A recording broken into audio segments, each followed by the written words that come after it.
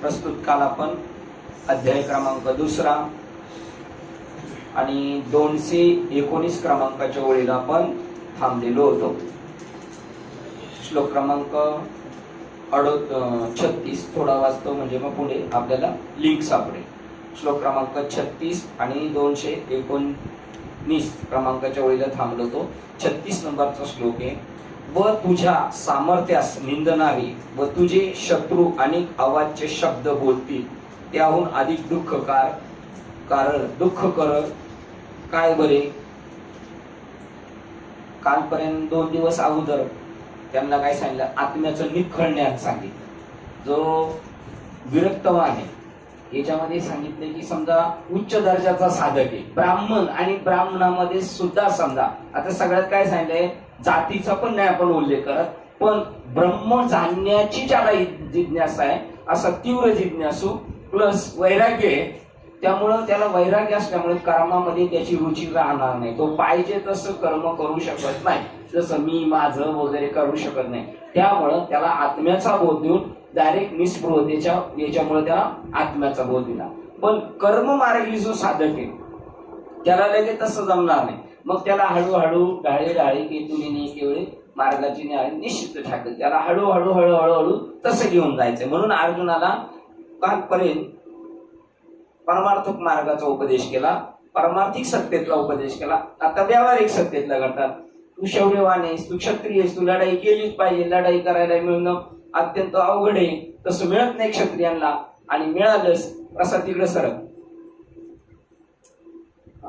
तर त्याच्यानंतर तुला ते जमणार नाही तर तू टाकून गेला. समजा त्यांना तुझ्या मनात दया निर्माण झाली, तू निघून गेला, तरी त्यांना तसं वाटणार नाही का तुला दया निर्माण झाली म्हणून. तुला पुन्हा ते टाकून बोलतील आणि युद्धामध्ये तुला आणतीलच त्या प्रकारे. म्हणून आणि परत मिळालेलं श्रेय तुझं जाईल निघून, म्हणून तू युद्ध करणं उचित आहे असं सांगितलं. 19 नंबरची ओवी वाचतो, त्यामुळे ते 18 वाचतो. बरे पळू जाऊ लागलास तर हे तुला जाऊ देणार नाही. तुला धरून आणून पण तुझी फजिती करतील आणि तू ऐकत असता तुझ्या तोंडावर तुझी अतिशय निंदा करतील. ते मर्मवेदक शब्द ऐकून अंतःकरण विदीर्ण होण्यापेक्षा आत्ताच शौर्याने का युद्ध करू नये. जर याने तू जिंकले, यांना जर तू जिंकलेस तर पृथ्वीचे राज्य भोगशील. म्हणजे टोटल व्यावहारिक सत्तेत आणून त्याला देहाची क्षत्रिय असल्यामुळे त्याच्या स्वधर्माची जाणीव करून देतात. काल आपण इथपर्यंत आलो होतो. आता पुढे 37 नंबरचा श्लोक वाचतोय.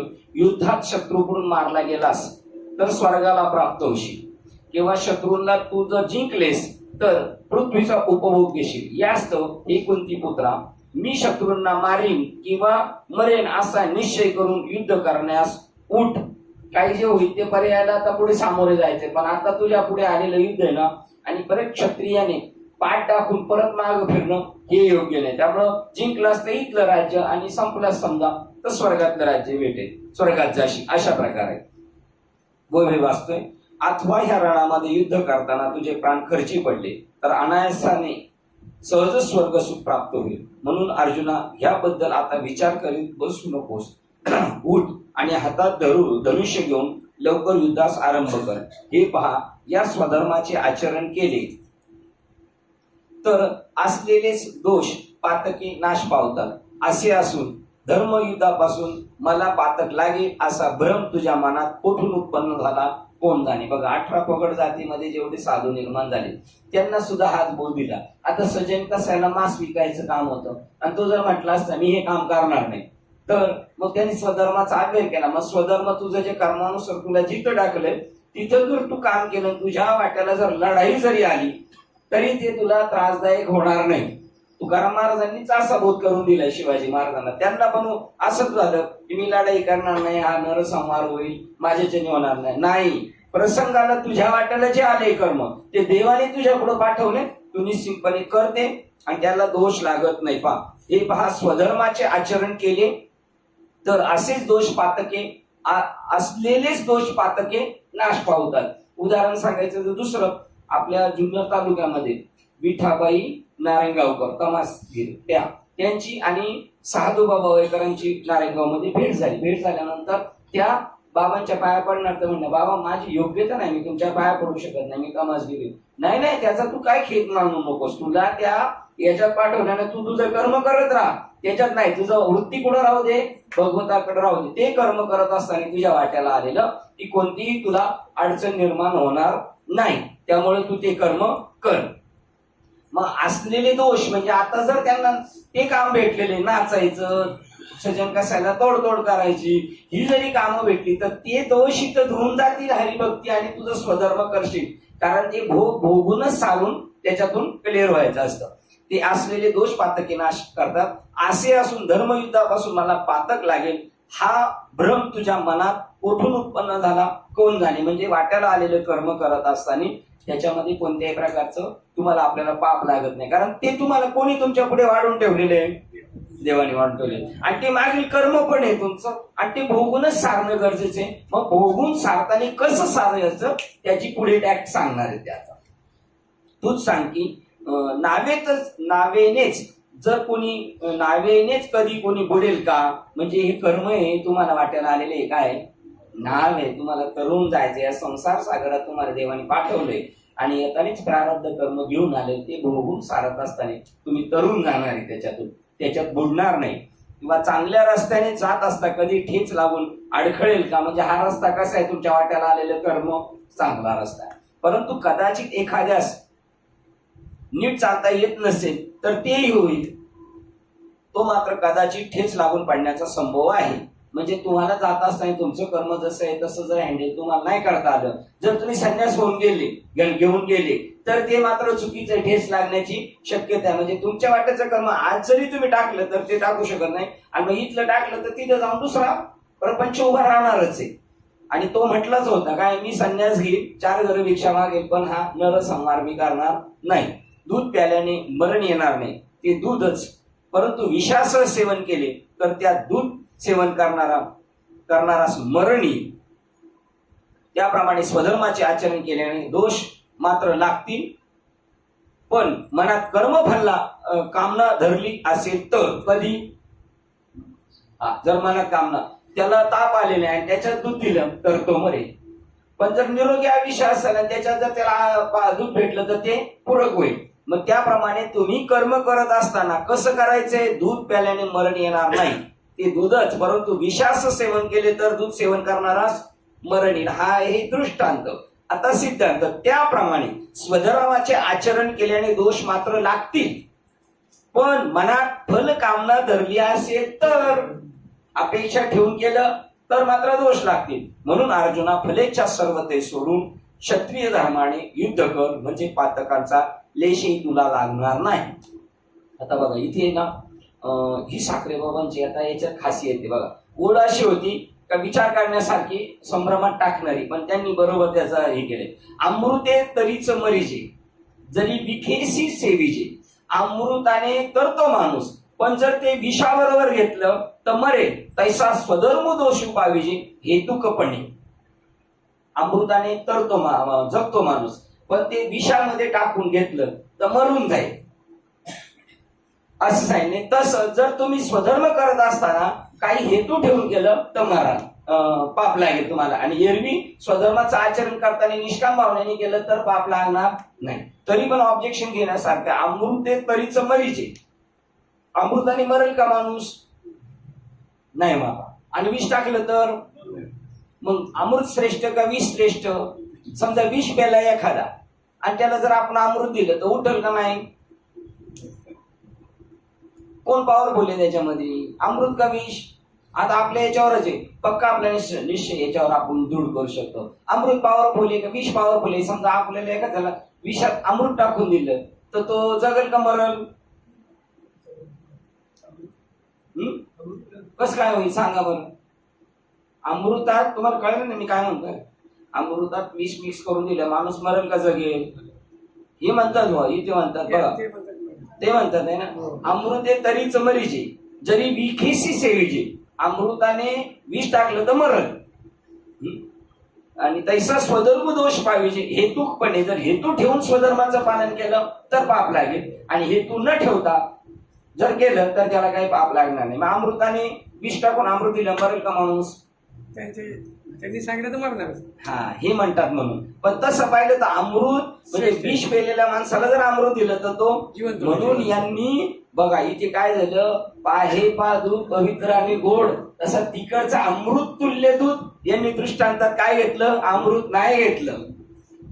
आता ही त्यांची एक मोठी खासियत आहे, दूध प्याल्याने मरण येणार नाही, ते दूधच परंतु विषाचं सेवन केले तर इथे त्यांनी अमृताच्या जागेवर कशाला ठेवले, आणि दूध ते पण संयुक्तिक वाक्य, पाहे पा दूध पवित्र, कारण अमृत तुल्य दूध आहे म्हणून त्यांनी ठेवलं. नाहीतर अमृत या शब्दाला थोडासा उणेपणा येऊ शकतो बाबा. ही अशी मस्त त्यांची हे असं पण प्रचंड दुधाची भांडी, हा. त्यामध्ये एक थेंब काळी पडी, हम्म. दूध ना दही जोडे होय खवडे दुधाचे. हम्म. त्याप्रमाणे जरी विषय जरी थोडं जरी असलं त्याचा गुण दाखवणं नाही. हा, मग हे म्हणतात दूध पवित्र आहे आणि त्याच्यामध्ये एखादा कालवनाचा थेंब पडला तर दुधाचं काही दही पण नाही होणार आणि काही नाही होणार, नासून जाईल, आहे की नाही. तसं तुमचं म्हणणे अमृतामध्ये जर थोडं विषाचा थेंब पडला तर अमृताचा नाश होईल. नाही होऊ शकत नाही. आता सेवेने अमृत सरिता ते वेगळं. म्हणजे तिथं अमृत म्हणजे तिथं अमृत पिल्यानंतर मरू शकत नाही. खरं म्हणजे अमृत हे सगळ्यांवर रामबाण येईल, सगळ्या रसांमध्ये अमृत हा रस मास्टर आहे. हा, पण इथे त्यांना पण माऊलींना दूधच म्हणायचंय असं साखरे बाबांनी टाकलेले त्याचं. फळाच्या इच्छेला ती उपमा दिलेली आहे. हा दृष्टांत आहे तसा समाज आहे, पण तो काय दृष्टांत आहे, अमृत अमृतामध्ये विष. हा ह्या दृष्टांत आहे, पण तरी पण अमृतात विष टाकले मरेल का माणूस? दुधाला अमृत, दुधाला त्यांनी अमृताची. हा मग ही खुबी आहे त्यांची का अमृत या शब्दाच्या जागेवर त्यांनी दूध योजले, हे बरोबर आहे. ते तापात पिलं तर हा असं साधं पिलं तर नाही म्हणा. हा, मग आता त्याचा अर्थ तुमच्या वाट्याला जे कर्म आले ते तुम्ही निष्काम भावनेने केलं तर ते तुम्हाला बाधणार नाही, आणि जर तुम्ही जर काही फळ हेतू उद्देश ठेवून केलं तर मग मात्र बाधणार, असं सांगेल. तुमच्या आलं लक्षात मला काय बोलायचं होतं. पण पुढं बाबा दोन्ही सख्खी भावंड आहेत म्हणून हा अमृत आणि विष. वीस सख्खी भावंड बोलताना सुद्धा देव अमर झाले नाही. हा नाही ते आता तो पुढचा टप्पा आहे की अमृताने त्यावेळेला त्यांना काय सांगायचंय, हे नामामृत सांगायचंय. त्यावेळेला ह्या भक्ती क्षेत्राचं महात्म्य सांगताना हे अमृत मृत्यू भेने केले परंतु ते अमर नाही झाले, ते मरणार आहेत, पण तुमच्यापेक्षा दीर्घ आयुष्य तर झालेत की नाही असं त्यांना सांगितलं. म्हणजे आता जसं मगाशी म्हणजे सेविले अमृत सरिता, रोग दवरुनी पंडू सुद्धा अमरण उचिता देऊन झाले. जर त्याला रोग झालाय तो मेलेला आहे आणि कॅन्सर झालेला आहे, त्याला कॅन्सर झालेला आहे म्हणजे, आणि त्याला औषध दिलं ते कॅन्सर बरं तर होईलच, पण तो कसा होईल, अजर अमर होईल असं. कारण अजून एक वाक्य सांगायचं तर अमृत नाही के मृत्यू कथा, त्या अमृताच्या कानावर अजून मृत्यूची वार्ता आलेली नाही असं. याप्रमाणे स्वधर्माचे आचरण केल्याने दोष मात्र लागतील, पण मनात फल कामना धरली असेल तर. म्हणून अर्जुना फलेच्छा सर्वतै सोडून क्षत्रिय धर्माने युद्ध कर, म्हणजे पातकांचा लेशही तुला लागणार नाही. कर्म करत असताना कर्मानेच कर्मातीत होता येतं, लोहाही लोहे को काढताय. तसं कर्म करूनच तुम्ही जर म्हणाल कर्म टाकून मी जर सुटेल तर नाही, उलट गुच्छी. श्लोक क्रमांक 38 वाजते. सुख दुःख यांना तुल्य एकसारखे करून बघा. आता बघा इथे टॅक्ट सांगतात ते, त्याची आता पुढे युक्ती सांगतात कसं तुला राहायचं इथं. सुख दुःख यांना तुल्य एकसारखे, सुखाला तसं समजायचं आणि दुःखाला, दुःख आलं तरी त्याला काय समजायचं. आता ते समजू का आपण, नाही समजणार का, देहावय ना. हा बरोबर. आता हे एक वाक्य देहातीत झाल्यानंतर नाही करणार. सुख दुःख यांना बघा बरं, आता आपल्याला चटका बसतो, पण आपली जर पुढीतून प्राण गेला निघून तर मग चटका बसतोय का, तर भरेच्या टाकलं तरी नाही, कारण त्याच्याशी आपण चिटकलेलो आहे तोपर्यंत. आता तसंच यधित पण झालं पाहिजे. ते म्हणतात सुख दुःख यांना एकसारखे करून मानून, म्हणजे सुखाविषयी आसक्ती राग व दुःखाविषयी द्वेष न करता, त्याप्रमाणे लाभ व अलाभ जय व पराजय यांनाही तुल्य समजून मग युद्ध करावयास. बघा जनक राजाला हे जमलं, हरला तरी ते काय म्हणले, जिंकलो, हारला तरी जिंकलो. मग युद्ध करावयास तयार हो, अशा भावनेने युद्ध करू लागलास म्हणजे तुला पाप लागणार नाही. आता त्याच्या कोणत्या प्रश्नाचं उत्तर चालू आहे? मी यांना मारलं तर मला पाप हा, त्या प्रश्नाचं उत्तर चालू आहे. तू म्हणतो ना पाप लागेल, तू जर असं कर्म केलं तर पाप लागणार नाही. आणि मग तू मोक्षाकडे जाशील, तो टप्पा पुढचा आहे. पहिलं डायरेक्ट त्याला मोक्षाशी संबंधित केलं होतं. सुख प्राप्त झाले असता संतोष मानू नये, दुःख प्राप्त झाले असता खेद मानू नये, मनात लाभ व हानी धरू नये. हे सगळं कशाचे खेळ आहे? मनात. उलट गेलं तर मनात लाभ व हानी धरू नये, दुःख प्राप्त झाले असता खेद मानू नये आणि सुख प्राप्त झाले असता संतोष मानू नये. हे मनाला तू असं धडा शिकव की याच्याशी काय आपल्याला संबंध नाही. या युद्धात आपल्याला जय मिळेल किंवा आपला देह सर्वत्र नाहीसा होईल, या पुढील गोष्टीचे अगोदरच चिंतन करत बसू नये. वाट्याला आलेलं कर्म करायचं. आपल्याला विहित अशा स्वधर्माने वागत असताना जे बरे वाईट प्रसंग प्राप्त होतील ते निमूटपणे सहन करीत जावे. आपल्याला विहित कर्म म्हणजे वाट्याला आलेलं कर्म, आपल्या वाट्याला आलेलं कर्म अशा स्वधर्माने वागत असताना बरे वाईट प्रसंग प्राप्त होतील. कधी आपल्या मनासारखं होईल, कधी मनाच्या विरुद्ध होईल, कधी चांगलं होईल, कधी वाईट होईल. ते निमूटपणे सहन करीत जावी. आणि चांगलं आणि वाईट ही पहिली सांगितली, ही तुझी काय आहे? कल्पनाच आहे. पण आता तू देहाबुद्धीवर आहेस ना, म्हणून हे तुला सांगितले. आता हे ज्ञानी माणसाला वाक्य सांगितलेली नाही. जो देह बुद्धीवर राहतोय त्याला नैष्कर्म्य स्थितीकडे कसं जायचं, ज्ञानाच्या अगोदरची उंची आपली कशी करायची, त्या गोष्टीचं मार्गदर्शन आहे. अशा रीतीने मनाचा निश्चय करून तू युद्ध केलेस तर तुला दोष सहजच घडणार नाही. म्हणून तू निसंदिग्धपणे आता युद्धास प्रारंभ कर. श्लोक क्रमांक 39. ही तुला परमार्थ वस्तूच्या विवेकाविषयी ज्ञान सांगितले, पण आता त्याच्या प्राप्तीच्या उपायाविषयीची ही बुद्धी तू ऐक.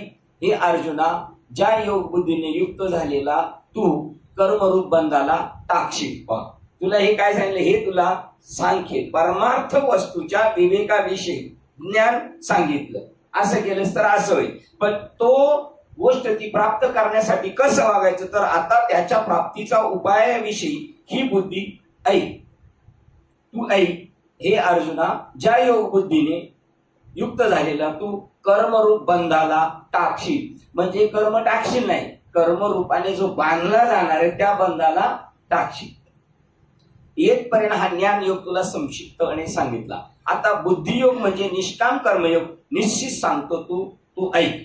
बुद्धियोग म्हणजे नित्य नैमित्तिक कर्माची जी स्वर्गाधिक फले त्यांची इच्छा न करता ईश्वरार्पण बुद्धीने स्वकर्म म्हणून कर्म करणे, याचेच नाव बुद्धियोग. नित्य नैमित्तिक कर्मास दोन फाटे फुटतात.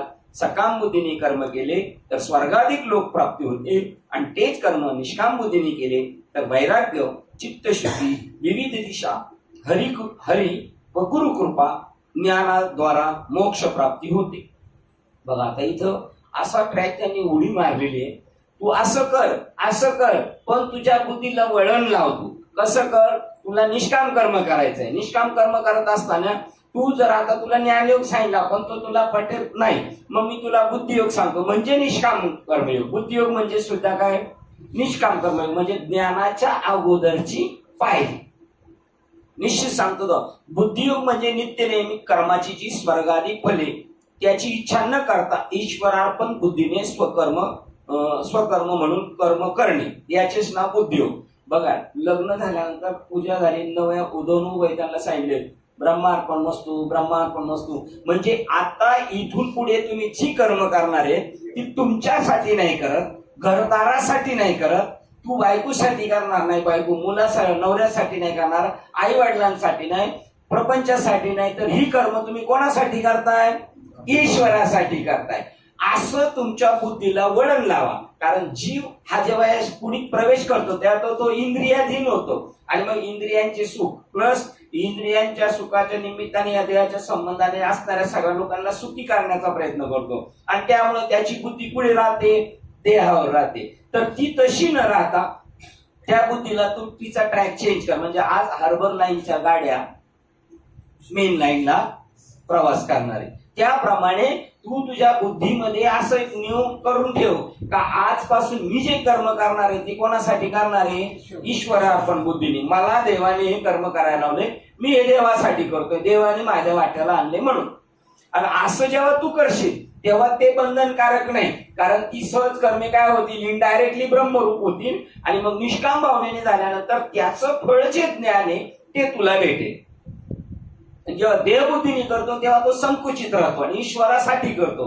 आता बघा शिवाजी महाराजांचं हे वाक्य फार महत्वाचं, राज्य भावी ही मग जन्म आणि मृत्यू देवाच्या हातात आहे. आता आपण इथपर्यंत येऊन बोलतो कोणाचा जन्म आणि मृत्यू हे कोणाच्या हातात आहे? देवाच्या हातात आहे. आणि मधल्या ज्या कृत्या आहेत आपल्या त्या कोणाच्या हातात आहे? त्या आपल्याच हातात आहे. ते देवाच्या हातात पाहिजे तर पण आपल्या हातात घेतलं काय?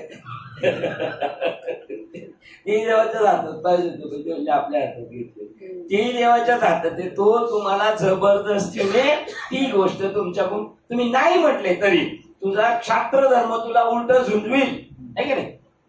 म्हणून ईश्वरार्पण बुद्धीने जास्त कर्म करू त्याचेच नाव बुद्धी होईल. आणि देवबुद्धीने केलं तर गुंतणार, आणि ईश्वरासाठी केलं तर नाही तू गुंतणार, सुटणार.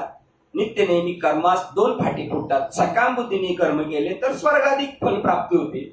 मला अपेक्षा पाहिजे, मी जर काम केलं तर मला पगार देणारच आहे देव. त्याचं नाव आहे का लल्लाटी लिहिली काळे गोरे तुझे पण न जाय. तुम्ही जे कर्म केलं ते कर्म तिथं धरणं धरून बसतो. तुम्ही म्हणले मला नको चांगलं तरी देणार, आणि तुम्ही म्हणले वाईट नको तरी ते तुम्हाला देणारच आहे. मग सकाम बुद्धीने कर्म केले तर स्वर्गाधिक फल प्राप्ती होते. आणि तेच कर्म निष्काम बुद्धीने केले तर वैराग्य.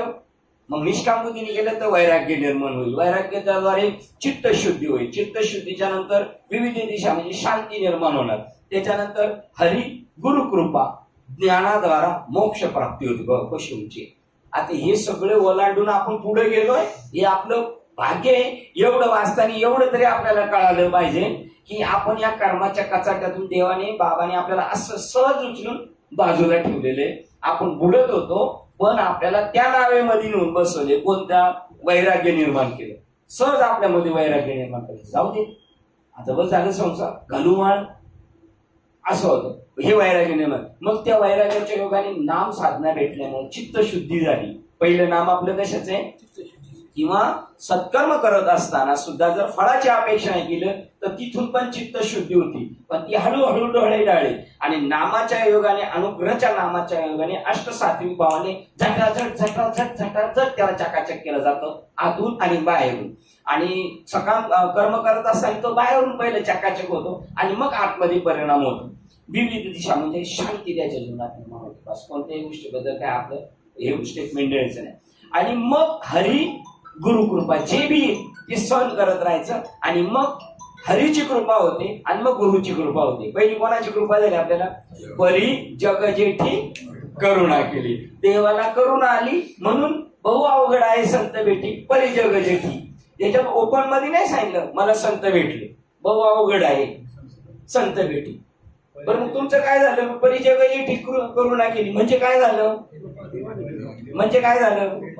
बहु अवघड आहे संत भेटी. परिजगाचे ठीक करुणा केली म्हणजे काय झालं? संत भेटी घडली, नाही तर ती घडत नाही. मग पहिलं त्याच्यासाठी हरी कृपा व्हावी लागते. देवाची कृपा झाली संतांची भेट, आणि मग संतांची भेट झाली का पुन्हा देवाची कृपा. त्याच्याद्वारे ज्ञानाद्वारा मोक्ष प्राप्ती होती. मोक्ष प्राप्तीचं पक्क साधन काय आहे? 100% ज्ञान. कर्माने नाही होत. तुमचे हे पंढरपूरच्या वाऱ्या वगैरे सगळे व्रत कैवल्य पारायण ही कशासाठी? चित्तशुद्धीसाठी. चित्तशुद्ध झाल्यानंतर त्याला बोध ज्ञान होणार आणि साधूची भेट होऊन ज्ञान होणार. त्याच्या अगोदर त्याला इतर कोणत्याही कर्माने तर आयुष्यात मोक्ष भेटू शकत नाही, पण चित्तशुद्धी होऊ शकते मागची. अर्जुना यास निष्काम कर्म ज्यास निष्काम कर्म करण्याची हतवटी साधली म्हणजे त्याला कर्मबंधन मुळीच बाधत नाही. बघा अजून याला ज्ञान नाही झालं पण तरी सुद्धा कर्मबंधनात अटकला जात नाही का? निष्काम बुद्धीने झालं केलं ना, जाऊ दे देवाच्या इच्छेने झालं असं म्हणतो त्यावेळेला तर त्या कर्मबंधनात मुळीच अटकत नाही. ज्ञान झालेलं नाही. ज्याप्रमाणे अंगात वज्र कवच चिलखत घातली म्हणजे शस्त्राची वृष्टी सहन करता येते, इतकेच नव्हे तर त्याला त्याच्या अंगाला शस्त्राचा स्पर्शही नव्हता खात्रीने विजयी होऊन राहता येते. म्हणजे या जगामध्ये जिंकावा संसार असा लढाई करताना निष्काम कर्मयोगाचं जरी कवच घातलं, ज्ञान नसलं तरी सुद्धा तो त्या कर्मबंधनात बांधला जाणार नाही आणि पुढील जी कर्माचे अजून जे त्याच्यात जमा होणार होतं ते स्टॉप झालं त्याचं पा. हा युक्तिवाद सांगतात ते. तुला तसं नाही ना जमत, तू असं कर, अशी ज्ञानेश्वरी, असं नाही ना जमत, असं कर. याचा अर्थ शेवटचं जे फायनल आहे ते महत्वाचे. म्हणजे तुम्ही मागाशी म्हटले 19 तारखेला 11 तारखेला कळसला जायचंय कीर्तनाला आणि 10 तारखेला फोन आला, काय झालं, कॅन्सल झालं. आणि त्याच्या अगोदर 8 दिवस फोन चालू होते, यावर का वेळेत यावर का, वेळेत यावर का, आणि आदल्या दिवशी आणलं कॅन्सल झालं बरं का. आपण काय करायचं मग, काय करायचं, जायचं. आणि मग 8 दिवस सांगितलं ते तसंच इथं आहे, असं कर, तसं कर, तसं जाऊ दे, ते सगळं जाऊ दे, हे असं कर, ते केलं पाहिजे. पण हे असं कर तसं कर एवढं डोकं चाललं पाहिजे ना आपल्याला. आपण तर सरसकट म्हणतो, माऊली तर म्हणले असं करा, माऊली तर म्हणले तसं करा, पण कोणत्या स्टेपला सांगितले करायला, कोणत्या स्टेपला नाही करायला सांगितलं, किंवा त्याच्यापेक्षा काय उजवं सांगितले ते आपल्याला त्याच्यामध्ये निवड करता आली पाहिजे, नाही का ना. वेद अनंत बोलीना अर्थ इतकाच मी चाललं त्याच्यामधलं. तुकाराम महाराज म्हणले चाललं, मी वेद जरी बोलले तरी मी चाललं, त्याच्यात नाही म्हणलं का सरसकट घेऊन जायचं. याच्यात सुद्धा चाळण मारायची आपल्या योग्यतेनुसार.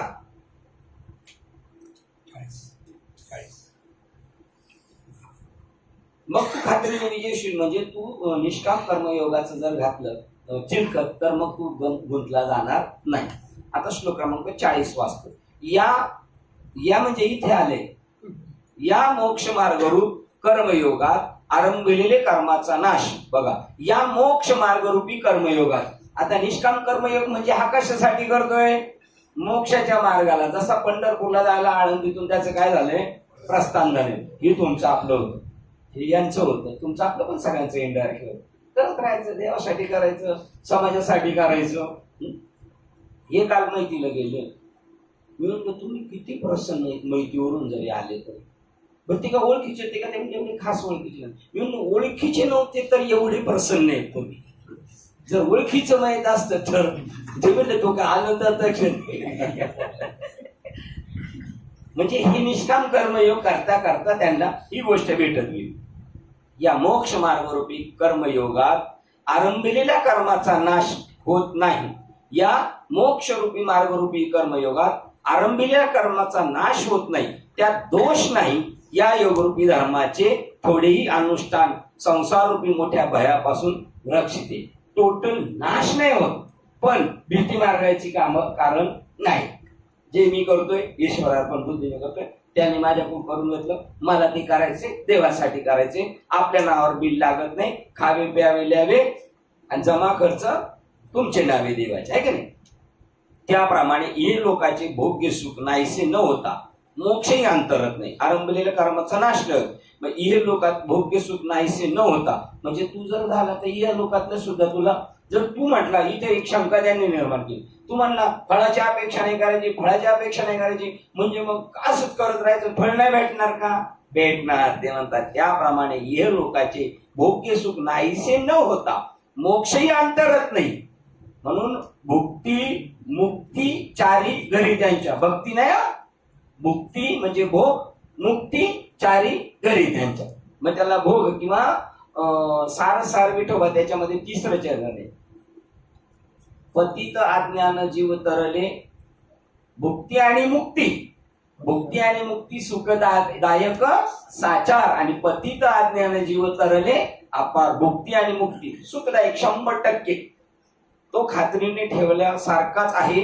ज्या निष्काम कर्मयोगात पूर्वीपासून चालत आलेले पवित्र धर्मानुष्ठान शुद्धपणाने चालू राहिलेले दिसून येते. आणि जर तुम्ही तसं गेले तर तो खात्रीने तुमच्यासाठी काढून ठेवलेलंच आहे. जसं गाईचं दूध शेतकऱ्याने सगळं काढून घेतलं, सडात एकही गुण दूध ठेवलेलं नाही, आणि वासरू ठेवलं त्याचा हिस्सा जसा बाजूला ठेवला जातो, तसं तू जरी म्हटलास मी निष्काम बुद्धीने करेन, मला काय अपेक्षा नाही, तरी पण याचा अर्थ फळ अंतरणार नाही आणि मोक्ष सुद्धा त्या वाटेने तुला पुढे गेला तर 100% भेटेल. म्हणून निष्काम कर्मानुष्ठान करीत राहावे, परंतु त्या कर्मफलाची इच्छा धरू नये. अजून मला एक बारकाईने मागे जाऊन परत एक वाक्य बोलत, त्याप्रमाणे इह लोकाचे भोग सुख नाहीसे न होता मोक्षही अंतरत नाही. म्हणजे इथं मोक्षाला मार्केट दिले का नाही, हवंय की नाही. आणि जर आपण एखादा माणूस म्हणला नवीन मान, हा भक्ती दे मुखी नाम हाती मोक्ष, तर एखादा म्हणणार की त्याचा विद्वान त्याच्या पुढचा मोक्ष सुख आणून लाता, आम्हाला नको मोक्ष. हे चुकीचं बोलणं आहे तुमचं. तुम्ही एकच ट्रॅक घेऊन चालले, पहिला मिळवून घ्यायचा, प्राप्त करून घ्यायचा, मग म्हणायचं आहे नको. म्हणजे भक्ती जी करायची ती खरोखर मोक्षासाठीच करायची. आणि मोक्ष मिळाल्यानंतर नको मला, मग मला मोक्ष नको, मला मोक्षाच्या वरचा मुक्तीच्या वरची भक्ती करायची. भक्ती ते भावे विन भक्ती, भक्ती विन मुक्ती, आणि बळे विन शक्ती बोलू नये. मग मुक्तीला नाही का डिमांड दिलं का, मुक्ती नकोच म्हणले. किंवा परत चारी देणे चारी मुक्ती साधी येल्या, म्हणजे आवश्यक आहे. पण तुम्ही तुमच्या सवडीनुसार त्याला ड्रॉप करता, तर ते चुकीचं आहे. हा, मुक्ती सायुज्यतावाला हेची करा बापांनो, करेक्ट. म्हणून निष्काम कर्मानुष्ठान करीत राहावे, परंतु त्या कर्मफलाची इच्छा धरू नये. म्हणजे जर असं आहे का म्हणला नको नको मुक्ती नको, कशाला मुक्ती पाहिजे आम्हाला, तर म्हणायचं नामदेव महाराज म्हणतात मुक्ती सायुज्यतेवरा याची करा बापांनो कर्मफला. म्हणून निष्काम कर्मानुष्ठान करीत राहावे, परंतु त्या कर्मफलाची इच्छा धरू नये. करत राहायचं पण अपेक्षा नाही धरायची. जसा पंचाक्षरी मंत्रवेत्ता आपल्यामुळे भूतापासून बाधा, जसा पंचाक्षरी मंत्रवेत्ता असल्यामुळे भूतापासून बाधा पावत नाही. बघा आता हे करून आहे ना, चिटकायलाच बसलेले, पकडायलाच बसलेले. भूत हे काय करायला, तिथून गेलेल्या माणसाला पकडायलाच बसलेले. तिथं कोण जातं का, हे इकडं कोणी जायचं नाही रातच्या 12ला. आणि भूत लागले त्याच्याकडं देवऋषी स्वतःहून येतो. का बरं, त्याला नाही भीती वाटत, भूत त्याला नाही का लागणार, त्याला नाही लागणार का भूत, भूत तर प्रत्येकाला पकडते, त्याला नाही लागणार. त्याचा इलाज आहे. हा, तसं हे कर्म कचाट्यात आपल्याला आत घालायलाच तयार आहे. पण जर तुमच्याकडे ती युक्ती असेल तर तुम्ही त्याला व्यवस्थित हाताळू शकता. त्यामुळं तुम्हाला ते कर्म गुंतू शकत नाही. जे इतरांना गुंतू शकतं ते भूत इतरांना लागू शकतं, पण तुम्हाला लागू शकत नाही, कारण त्याच्याकडे ती हातोटी. त्याप्रमाणे कर्मफलाच्या ठिकाणी आसक्ती न ठेवता निराभिमान बुद्धीने कर्म करण्याची सद्बुद्धी पूर्णपणे आपलीशी झाली म्हणजे प्राप्त झाली असता. हा उपाधित असूनही उपाधी त्याला जन्म मरणाद्वारा बाधा करू शकत नाही. तो तेही शरीरात राहतोय, तो काय पूर्ण ज्ञानी नाही, पण त्याने फक्त मला चिटकून घ्यायचं नाही, मला लावून घ्यायचं नाही, तर त्याला ते गुंतू शकत नाही. आणि तो निराभिमान बुद्धीने करतो. हा, म्हणजे जिंकलो जिंकलो, मेलो मेलो, बरं करायचंय. आणि बरं कसं करायला सांगितलं त्याला, युद्ध खोटं खोटं म्हणून समजायला सांगितलंय का, युद्ध करताना खरंच खरं करायचे समजायला सांगितलेले. हा, मग युद्ध करायला सांगितलं त्याला, तर ते युद्ध खरं खरं समजून करायला सांगितलंय का खोटं खोटं. हा, आणि आपल्याला प्रपंच कसं करायला सांगितलंय, आणि आपण करतोय कसं आता हे असं उलट चाललं कसं काय फायदा व्हायचा. आपल्याला सांगितलेलं ऐकतच नाही, परत अभंग म्हणायला सांगितलं तर संतांची पायी नाही, तुका म्हणे शेष शेवी ना होडी, आणि वचन न मोडी बोली देते. मी त्यांचं वचन बोलणार मोडणार नाही, पण तसं वचनात पाळत नाही.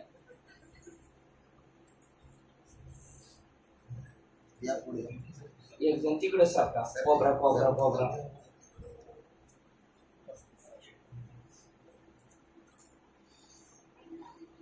हे सकाळी तुम्ही फोन कर, आपली आठवण झाली, गाडीत बसले ना मला असं वाटतं हा. मला. सकाळी खरं नाही बोलतो. नाही बोलले ना. कुठे आलो होतो आपण अरुण बाबा, 35 ला आलो. प्रपंच खरं आहे, आता पक्क आपलं पीठ झालेले युद्ध आहे, तो पण म्हणायचे खोट आहे. घरी गेलो पक्क, इथून बाहेर गेला तर घरे काय करत तेच. पण तुम्हाला सांगतो, आपल्याला हे कळाले ना, आपण करतोय पण खोटा खोटाच करतो. जातो थोड्या वेळा आधी जातो, पण नंतर परत करतो. ते काय खरं आहे काय, त्याचं काय खरं आहे का, तसं खरं आहे का असं वाटतं. थोडं एकदा अंतिम सत्य कळालं तो माणूस ते विसरूच शकत नाही. जे कोणालाच काही सांगत नाही ते जर आपल्याला सांगत, तुला म्हणून सांगतो कोणाला सांगून, ते मरेपर्यंत विसरत नाही, कोणाला सांगत नाही पण मरेपर्यंत विसरत नाही. तसं बाबांनी हे कोणालाच सांगितलंय. एक ब्रह्मदेवाला सांगितलं, आता तुला सांगितलं, त्यामुळे ते मरेपर्यंत विसरणार नाहीत. मी ब्रह्म आहे काय झालं तरी, आहे की नाही. त्याप्रमाणे कर्मफलाच्या ठिकाणी आसक्ती न ठेवता निराभिमान बुद्धीने कर्म करण्याची सद्बुद्धी पूर्णपणे आपलीशी झाली म्हणजे प्राप्त झाली असता हा उपाधी असूनही उपाधी त्याला जन्म मरण द्वारा बाधा करू शकत नाही. योगीच्या परमतत्व स्वरूप ब्रह्मस्थितीत प्राप्त होतात, अर्थात जेथे पुण्य पापादी कर्मजन्य अद्रष्टाचा प्रवेश होत नाही, असा तुकाराम महाराजांचा गाथा सुचलेल्या याच्यातून.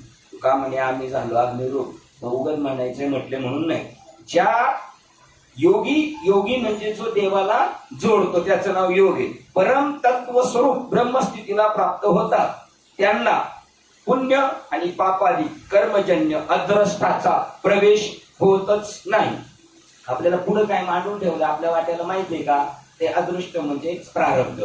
ते प्रारब्ध भोगत असताना त्याने पुण्य किंवा पाप तुम्हाला स्पर्श करू शकत नाही. कोणाला? ज्याला परम तत्वाचा बोध झालेला आहे त्याला. साक्षी सूक्ष्माती सूक्ष्म आहे जे चिरस्थिर, ते कर्म अदृश्य. जे सूक्ष्माती सूक्ष्म आहे जे चिरस्थिर आणि सत्व रजतम या त्रिगुणांचा ज्यास मुळी स्पर्श होत नाही. पहा, सत्वाचा सुद्धा स्पर्श नाही होत असं परम तत्व आहे. म्हणून रज सत्वतम आहे ज्याच्या अंगी हे चुगुनी जग वाया गेले. त्रिगुण असा. आणि आता सगळी भक्ती चालली ती कशात चाललेली? मी सत्वगुणी, आम्ही सत्वगुणी. सत्वगुणी ताकद घेऊन पळतो असा तुपाचा पत्ताच नाही तुला, ठीक आहे. तिन्ही गुणाच्या पलीकडे जातो. ते अतिसूक्ष्म अणुरेणूनी ठोकडा ते चैतन्य. त्या चैतन्याशी त्याचा स्पर्श झाल्याबरोबर तुका आकाशा एवढा झाला. आणि मग तिथं सत्व रजतम या त्रिगुणांचा ज्यास मुळी स्पर्श होत नाही त्याचं नाव दत्तात्रेय.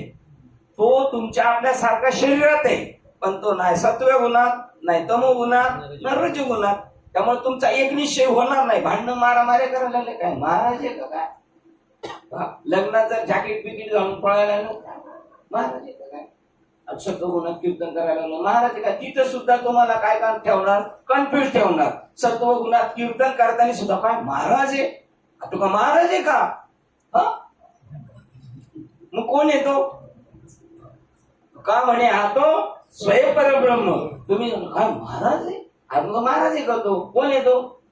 देव येतो. हा दृढ निश्चय झाला पाहिजे. तिन्ही गुणाचे पास त्याला थांबवला स्पर्श करू शकत नाही. अर्जुना, ते परब्रह्म तत्व ज्या बुद्धीत अंतिम साध्य आहे अशी बुद्धीचे वैभव अन्य नाही तिच्या डोक्यात. त्या बुद्धीमध्ये देव सोडून दुसरं काहीच डोक्यात नाही. ती बुद्धी वैभवशाली. मग त्याचं सगळे कार्य सफल बुद्धीचे वैभव अन्य नाही तुझे. एक केशवराजे एका परमात्म्याशी जर त्याची संग घडली सगळं सिद्धी, सगळ्या गोष्टी सिद्ध. बघा, परमतत्व ज्या बुद्धीचे अंतिम साध्य आहे अशी बुद्धी सद्बुद्धी जर अनंत जन्मीच्या पुण्याच्या बलाने थोडीशीच अंतःकरणात प्रकाशित प्रगट झाली तर एवढ्याने सर्व संसार भय नाहीसे होते. आणि जर आता जर एखादा माणूस मोठा माणूस आहे परमात्मिक क्षेत्राला, तो म्हणला संसार दुःख मूळ, आपल्याला घाबरवण्यासाठी म्हणलं तर ठीक आहे. पण आपण जर खरंच विचारलं बाबा खरंच संसार दुःख मूळ आहे काय, तर ते काय म्हणतील? आहे म्हणतील का नाही म्हणतील? सारखे चटके बाबा. आता कीर्तनात नाही सांगतायत सगळ्या गोष्टी, जाऊ दे. नाही तर सगळा संसार कसा आहे? दुःखमुळे. आणि इथे काय सांगितलं? मग सद्बुद्धी थोडी जरी निर्माण झाली तर तेवढ्याने सर्व संसार भय नाहीसे होते. झाले संसार भय नाहीसे? झाले ना संसार भय नाहीसे. इतर लोकांचे भक्ती क्षेत्रातले टॉपर स्टेज याच्यावर येते झाली त्यांची, झाले पाहिजेत ना. हा, तर का नाही झाली? कारण एवढी सुद्धा सद्बुद्धी प्रगट झाली नाही. तेवढी जैशी दीपी कळी का दाखवते पुढे येणार तेवढीमध्ये जायचंय. थोडी जरी सद्बुद्धी प्रगट झाली, थोडं जरी आग्ने स्पर्श झाला तरी सगळं ती वळेच्या वळे जंगलच्या जंगल जळून राख होऊ शकतं. ती सद्बुद्धी थोडी जरी निर्माण झाली तर संसाराचा धाक राहू शकत नाही. बघा ना वाक्य काय म्हणून नाही काय उडीत काय काय असं वाटतं आपल्याला. अर्जुना जेथ न संचरे पुण्यपाप, तिथं पुण्यपाप शिरू शकत नाही. जेथे न संचरे पुण्यपाप, जे सूक्ष्म अति निष्कंप गुणत्रयादी लेप न लगती जेथ, तिथं गुणत्रयाचा लेप सुद्धा तिथं चिटकू शकत नाही.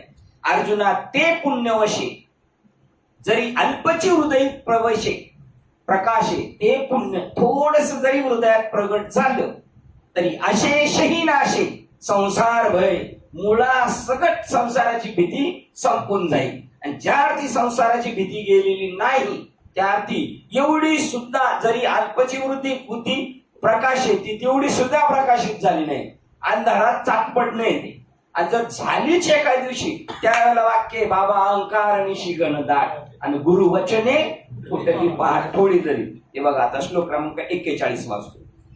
हे कुरु वंशजा अर्जुना, या मोक्ष मार्गात ही निश्चय स्वभावाची बुद्धी आपल्या बुद्धीत डोक्यात फिट पाहिजे. मला हे सगळं करायचंय कशासाठी? बस ईश्वराच्यासाठी करा. ईश्वर प्राप्ती किंवा ईश्वर प्राप्ती झाल्यानंतर ईश्वराला प्रसन्न करण्यासाठी माझं पूर्ण जीवन आहे. एवढं पूर्ण फिट झाल्यानंतर वाट्याला आलेले जे कर्म करणार ते कर्म करत असताना तुला संसाराचं पाप पुण्याची भीती बाळगायची गरज नाही. या मोक्ष मार्गात ही निश्चय स्वभावाची बुद्धी, इथं व्यवसायात्मक बुद्धी सांगितली आणि याचं वाक्य निश्चय स्वभावाची बुद्धी एकच. ही बुद्धी आपल्याला गरजेची. आपल्याकडे आहे ना बुद्धी, याची टोपी त्याच्या डोक्यात, त्याची टोपी त्याच्या डोक्यात, ती बुद्धी आपल्याकडे. ही बुद्धी नाही.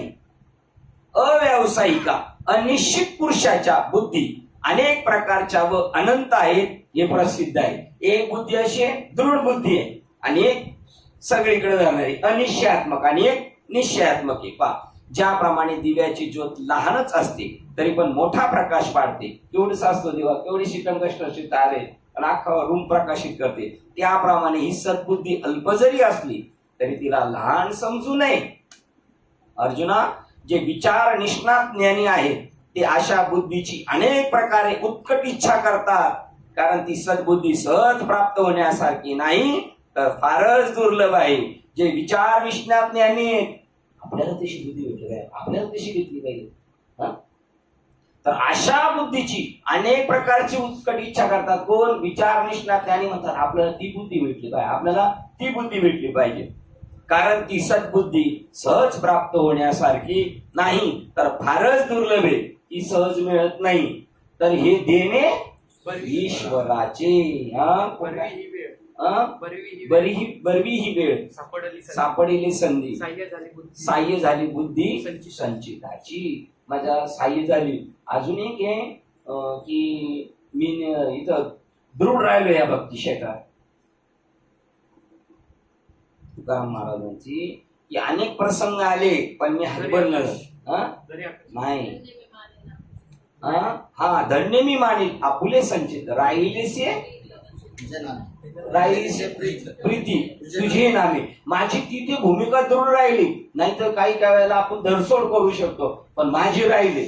त्यामुळे ते म्हणतात ते अर्जुन निष्णात ज्ञानी आहेत ते या अशा बुद्धीची अनेक प्रकारची उत्कट इच्छा करतात, कारण ती मिळालेली नाही. अपेक्षा करतात कारण ती सद्बुद्धी सहज प्राप्त होण्यासारखी नाही तर फारच दुर्लभ आहे. ज्याप्रमाणे इतर दगडासारखे बरीच काही पुष्कळ सापडत नाही अथवा लेश मात्र अमृत प्राप्त होण्यास देखील तसा दैवयोगच लागतो, त्याप्रमाणे परमेश्वर प्राप्तीतच जिचे अंतिम पर्यावसन होते. बस बुद्धीचे वैभव अन्य नाही, दुसरं तिच्या डोक्यातच नाही, देव सोडून ज्याच्या डोक्यात नाही अशी सद्बुद्धी फार दुर्लभ आहे. याप्रमाणे गंगेचे ती एकदा भेटली का ती तुम्हाला सोडत नाही, मग तीच तुम्हाला घेऊन जाते हळूहळू. ती ज्याप्रमाणे गंगेचे पर्यावसन निरंतर समुद्रच आहे. गंगा म्हणजे ज्ञानगंगा. ती ज्ञानगंगा ही जशी गंगा पळत पळत धावत पळत शेवटी पुढे जाऊन मिळते समुद्राला, तशी ती ज्ञानगंगा रूपी थोडीशी जरी सद्बुद्धी भेटली का ती तुम्हाला ऑटोमॅटिक तिकडे घेऊन जाणार. त्याप्रमाणे अर्जुना, जिला ईश्वर प्राप्ती वाचून दुसरी काहीच प्राप्ती नाही त्याला एकच गोष्ट साध्य करायची, बस देवच पाहिजे मला, बाकी दुसरं काहीच नाही, अंतिम साध्यच नाही. अर्जुना, जिला म्हणजे ज्या बुद्धीला ईश्वर प्राप्ती वाचून दुसरी काहीही प्राप्ती नाही, अंतिम साध्यच नाही, तिचं अंतिम साध्य हेच दुसरं साध्यच नाही, अशी जी जगतामध्ये एकच बुद्धी सद्बुद्धी होय असे जाण, तिला आम्ही सद्बुद्धी म्हणतो. जे देवाच्या साठी पळते, देवासाठी सगळं तिचं योजना केलेली आहे, तिने स्वतःचा वापर केलेला आहे, तीच खरी सद्बुद्धी. बाकीच्यांना आम्ही सद्बुद्धी म्हणत नाही.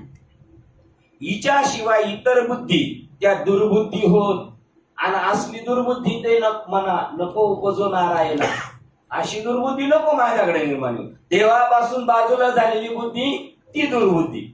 हिच्याशिवाय इतर बुद्धी त्या दुर्बुद्धी होत, की ज्या बुद्धीत फार विकार उत्पन्न होतात. दुर्बुद्धीमध्ये देवापासून बाजूला गेली का मग देहबुद्धी, मग इंद्रियाधीन, मग इंद्रियाच्या सुखासाठी पण, आणि मग तो असा जाम बसत जाणार त्याच्यामध्ये. अशा बुद्धीच्या ठिकाणी जे अविचारी आहेत तेच नेहमी रममान होतात. देवापासून बाजूला गेलेली जी बुद्धी आहे ती सगळी अविचारी लोकांची. विचारी लोक म्हणतात तसली बुद्धी आम्हाला मिळावा, ती मिळेलच असं दुर्लभ आहे, ईश्वराची कृपा झाली तरच भेटेल.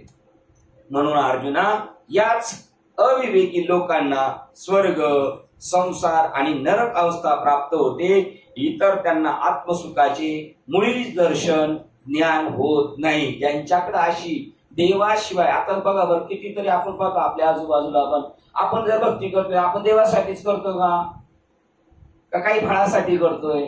कोण पैशासाठी करेल, कोण नावरूपासाठी करेल. पण तुम्ही जे कीर्तन प्रवचन भजन करणार ते कोणासाठी करत असता? सकाळी लोकांनी म्हणा वा वा म्हणून करता का देव प्रसन्न व्हावं म्हणून? हा, देव प्रसन्न व्हावं म्हणून जर केलं तर तुमचं फायनल झालं. मग ते कसंही होऊ द्या, त्याच्यात तुमचं सक्सेसफुल असू द्या नाही तर अनसक्सेस असू द्या, तरी ते कारणी लागलं. आणि तुम्ही म्हणले यांना प्रसन्न करायचं, यांना प्रसन्न करायचं, नाही होणार. ते देवासाठी नाही, यांना प्रसन्न करायचं तर केलं पण देवासाठी नाही, मग ते अपूर्ण राहणार. त्यामुळे मग त्यांना कोणत्या कोणत्या अवस्था आहेत? स्वर्ग भेटेल. स्वर्गाला जातात ते कोणते लोक आहेत? अविवेकी लोक स्वर्गाला जातात. नंतर संसारात हे बसतात, काय त्याचा अभ्यास सामर्थ्य लय मोठी तरक्की केली, कोण नाही तो? देव जोडला का? अविवेक. त्याच्यानंतर नरक अवस्था, मग खालच्या स्टेपला गेला तो तर अविवेकी. हे काय नाही, पण हे दोन वाजतात जरी असले तरी अविवेकी, कारण त्यांना निवड सापडली नाही. उदाहरणार्थ अर्जुन आणि दुर्योधन देवाकडे गेले, काय मागितलं?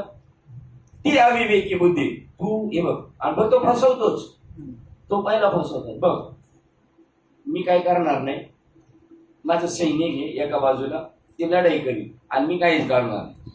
मग तुला कोण पाहिजे? मी पाहिजे का? हा सैन्य पाहिजे. तर त्याच्या डोक्यात चक्कर आलं, म्हणला हा तर VIP, याची सगळी सोय व्यवस्थित करायला लागेल आणि हा काम तर काहीच करणार नाही आणि खर्चही भरपूर करतो आणि यांना खाया प्यायला घालायचे आणि लढाई करणारे. मग शहाणा माणूस कोणाला घेणार? तो त्यालाच घेणार. तसं तो दुर्बुद्धीवाला आहे. आणि ती जी अविवेकी लोक आहेत मग ते तिकडे रममान होतात, ते देवाकडे. म्हणून आपुला तो एक, दोन नाही. आणि बिलड ऍपल जेव्हा कीर्तन करतात ना तेव्हा ते आपुला तो एक नाही, एक तो आपुला देव करून घ्यावा. त्यांचं एक वाक्य आहे ना ते तिथं नाही. अगोदर तुम्ही पहा त्यांचं कीर्तन युट्यूबला, पण आपल्या इथं पण गुरु इथे केलं होतं. आपुला तो एक नाही, एक तो आपुला देव करून घ्या, बस. दुसरं काहीच करून नाही घ्यायचं. श्लोक क्रमांक 42 ते 44 वाचतो. हे अर्जुना, वेदाच्या अर्थवादात आसक्त झालेली. बरं आता तुम्ही म्हणणार वेदानेच सांगितले, आम्ही याच्या निवड कर ना, तू बाकीचा लय तू शांतपणा नाही, इथं खर्च कर. आणि वेदाचा अभ्यास केला पण वेद काय म्हणतो ते नाही कळालं. ते म्हणतात पहा इथं काय सांगितलं की अर्जुना वेदाच्या अर्थवादात आसक्त झालेली. अर्थवादात आसक्त झाले असं म्हणतो तो तसा म्हणतो, तर तसं म्हणतो, बस. मग तो काही म्हणला तो वेद म्हणला ना करायचं आपल्याला, बस. तसे करतात. स्वर्गाधिक फल देणाऱ्या कर्मावर दुसरे साधन नाही. तुमच्या प्रश्नाचं उत्तर आहे. अर्थवादात आसक्त झालेले, स्वर्गाधिक फल देणाऱ्या कर्मावर दुसरे साधन नाही असे बोलणारे, काम स्वभाव विषयमय झालेले, स्वर्गात श्रेष्ठ पुरुषार्थ स्वर्गाला श्रेष्ठ पुरुषार्थ समजणारे अविवेकी लोक, ज्या फुललेल्या वृक्षाप्रमाणे वाटणाऱ्या, जन्म हेच कर्माचे फळ देणाऱ्या, भोग व ऐश्वर यांच्या प्राप्तीसाठी जिच्यामध्ये अनेक प्रकारची कर्मे सांगितली आहेत. आशा कशात सांगितलेली आहे? सगळं वेदामध्ये. वाणीला बोलतात, त्या वाणीने ज्याचे चित्त हरण केले आहे आशा, त्याची वाणी तेच बोलते असं सांगितलं वेदांनी, तसं सांगितलं. भोग व ऐश्वर यात अत्यंत आसक्त झालेले त्या अविवेकांच्या अंतःकरणात निश्चय स्वभाव सांख्य योग बुद्धी होत नाही. वेदाधारे बोलती केवळ कर्म प्रतिष्ठिती पण कर्मफळी आसक्ती धरोनिया. वेदासारखंच बोलणार, वेद असा म्हणतो, वेद तसा म्हणतो असं बोलणार, पण वेदाने असं आहे नाही सगळं कर पण फळाची अपेक्षा करू नको ते धरणार.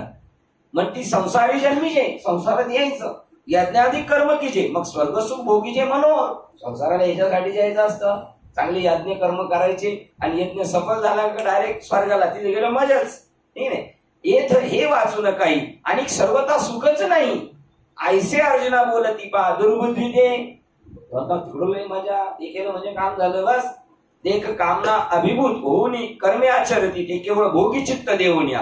कामना अभिभूत ते कर्म करताना अगोदरच अपेक्षा करून ठेवतात, मग नाही, मग त्यामुळे ते भोगी चित्त देऊन या ते कर्म आचरण. क्रिया विशेष बहुते न लोपती विधिते निपुण होणे धर्माती अनुष्ठिती. त्याच्यात मास्टर की पण कमवतात, मास्टर की नाही करतात, पण एकची पुढे करती, एकच घोटाळा करतात. ते जे स्वर्ग कामो मनी धरिती स्वर्गाबद्दल अपेक्षा धरतात, भोगाबद्दल अपेक्षा धरतात. यज्ञ पुरुषा चुकती भोगता जो. आणि हे सगळं ज्या यज्ञ पुरुषाला करायचं तो सगळा उपभोक्ता जो यज्ञाचा आहे त्याला ते म्हणले पाहिजे तू मला पाहिजे, पण ते त्याच्या आजूबाजूची जत्रा ती मला पाहिजे म्हणतात. एवढंच मिस्टेक होतं. नाही तर यज्ञ पण मास्टर किने करतात, पण त्यांनी काय म्हणले पाहिजे मला तूच पाहिजे.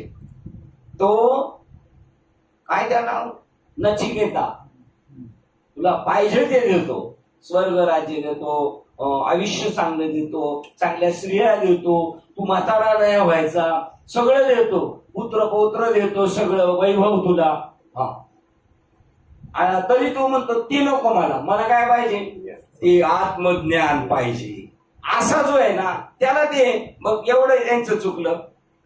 जैसा कर्पुराचा राशी की जे मागणी लावून दिजे का मिष्टांनी संसर्गीचे काळकुट्ट. सगळे यांनी केलं आणि त्याच्यातून मिष्टांनी सेवन करायच्या ऐवजी काळकुट विषयी सेवन केले त्यांनी. 51 नंबर बघा, ज्याप्रमाणे कापुराचा ढीक करावा आणि मग त्याला आग लावून द्यावी अथवा मिष्टांना काळकुट विष मिसळावे, तसं चांगलं कर्म केलं पण त्या कर्मामध्ये गुंतले. पहा, ते पूर्वमीमांसक वेदाचे आधाराने अर्थात प्रमाणपूर्वक बोलतात व दुर्दैवाने वेदाच्या स्थावक वचनावर जोर देऊन केवळ कर्मयोगाचे श्रेष्ठत्व स्थापन करतात. कर्म असं केलं पाहिजे, असं केलं पाहिजे असं वेद म्हणतो, परंतु त्या कर्मजन्य स्वर्गाधिक फलावर लोभ ठेवतात. वेदाने सांगितलं कर्म केलंच पाहिजे, वाट्याला आलं ते करायचं म्हणून 18 पकड जातीतल्या लोकांनी सोडलं नाही कर्म. नरारी सोनचं काम करायला लागले आणि रोहिदास सम्राट ते चपला करीत बसले. आता जर आपल्याला कीर्तन येत असतं, त्याला कीर्तन येत असून सुद्धा त्यांनी एखाद्या गाडी नाही घोडं घेऊन कीर्तन केले असते तर जमलं नसतं का? कशा चपला बनवत असेल नाही, आपल्याला वाट्याला आलेलं हे कर्म करायचं आणि कर्म करता करता ते ईश्वर अर्पण बुद्धीने करायचं. झालं, सुटलं तो तिथून. परंतु हे कर्मजन्य स्वर्गाधिक फलावर लोक ठेवून करतात. असं केलं म्हणजे असं फायदा होणारच म्हणूनच करायचं. ते असे म्हणतात की मृत्यू लोकी जन्मास यावे, यज्ञाधिक कर्मेच करावे आणि आल्हाददायक असे स्वर्ग सुख भोगावे. अर्जुना, ते दुर्बुद्धी लोक नेहमी असे म्हणतात की या लोका जीवाला स्वर्गावाचून प्राप्ती करून घेण्याच्या साधना अनुष्ठाना वाचून दुसरे कर्तव्यच नाही. तिकडे सांगितलं देव सोडून दुसरं कर्तव्य नाही. इकडे काय म्हणतात, यज्ञ परफेक्ट जसं तसं करतात, फळही भेटतं. ते जर म्हणले हे नको तू पाहिजे तरी त्यांना भेटत, पण ते मुख्य यज्ञ पुरुषाला चुकवतात. साधना अनुष्ठाना वाचून दुसरे कर्तव्यच नाही, आणखी दुसरे सुख मुळीच नाही. असे पहा की ते दुर्बुद्धीचे लोक कामनासक्त होऊन कामना अभिलाषा धरून मनात फलाभिलाष भाराने दडपून जाऊन केवळ भोगजन्य सुखावर चित्तवृत्ती नजर ठेवून सकाम कर्मे करीत असतात. दुर्बुद्धीचे लोक फलाभिलाषाने दडपून गेलेले, आपल्याला असं पाहिजे आपल्याला, आणि त्याच्यामुळं ते त्या भोगजन्य सुखावर चित्तीवर दृष्टी ठेवून मूळ स्वरूपापासून ते बाजूला गेले, त्याच्यापासून अंतरले. व अनेक प्रकारची क्रियात्मक अनुष्ठाने विधीचा मुळीच लोप होऊ न देता परफेक्ट विधीमध्ये काय घोटाळा होऊ नाही देणार, जसं पाहिजे तसं ती शेवटास नेण्याकरता फार दक्षतेने धर्माचरण करतात, सगळं काम परफेक्ट करतात. परंतु अर्जुना ते एकच गोष्ट फार वाईट करतात, ती ही की ते मनामध्ये स्वर्गाची इच्छा धारण करतात आणि यज्ञ भोगता जो ईश्वर त्याला विसरतात. आणि मग विसरली तया तोर झाली. आणि ज्याप्रमाणे कापुराचा ढीग करावा आणि मग त्याला आग लावून द्यावी. कशासाठी केलाय तो कापुराचा ढीग? आरतीसाठी. पण ते दिलं इकडे पेटून. अथवा मिष्टान्नात काळकूट विष घालावी. चांगलं पंचपक्वान्नाचं जेवण केलं त्याच्यात काय टाकलं? विष. किंवा दैवयोगाने मिळालेल्या अमृताचा घडा पायाने लात मारून लवंडून द्यावा. त्याप्रमाणे धर्मानुष्ठानाने संपादन केलेला धर्म क्षणिक फलप्राप्तीच्या इच्छेने वाया घालवतात. याच्याऐवजी हे मागतात तर त्यांचं काम होतं. अर्जुना विचार कर, कारण सद्बुद्धी नाही. बघा आपण ऐकलेले कीर्तनामध्ये एकदा काय झालं, राजा चालला होता फिरत फिरत, तर औतकाठी करणारा शेतकरी तंबाखू खात होता, त्यालाही तलब झाली.